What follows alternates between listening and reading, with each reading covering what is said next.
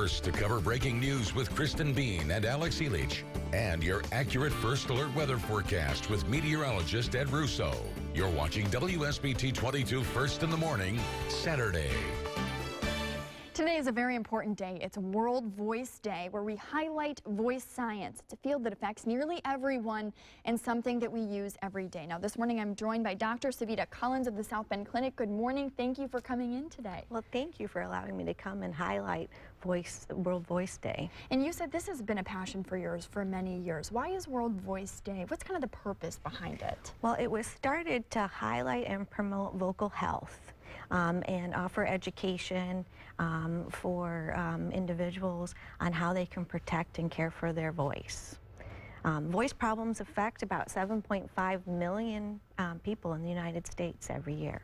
Wow. And so this day really, is all about education and informing people. And you have some ideas in terms of how people can prevent these sort of things from happening. Yeah, I call it the top 5 tips to improve vocal health. Okay. And number 1 on the list is to avoid smoking.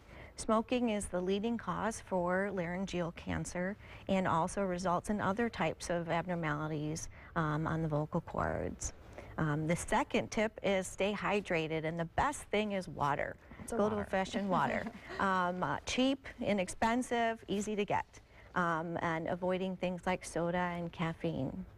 The third is probably what some people are going to experience today cheering at the football game, which is voice misuse and abuse. And we see this commonly in people who are professional voice users, or the vocal athletes, so to speak, someone like you.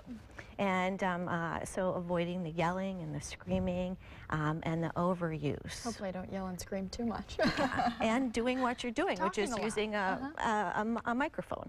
And if you don't have a microphone and you're in a situation, there's even apps on your phone that you can use for personal amplification systems. And the next would be one of the most common reasons people experience temporary problems with their voice is the common cold and laryngitis, and taking a vocal recess, resting your voice. And today I'm getting over something one of my kids gave me, and so my son likes to put me in voice timeout.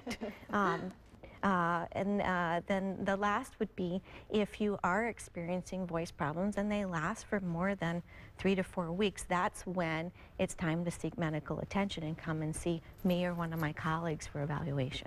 Now, because all those 5 things are great tips, people might not be able to remember them. You've got a website you think that is important for people to visit to make sure that they can remember all those things. If you go to your favorite search engine or Dr. Google and put in World Voice Day, you can pull up the Academy of Otolaryngology, our national association, has put together a 1-page sheet of great tips to protect your voice. Warm-up exercises, all of those things that you talked about that are really crucial to maintaining the health of one's voice. That's correct. Well, thank you so much for coming in early with us. We appreciate you being here. And of course, check out the website to be able to get all that information.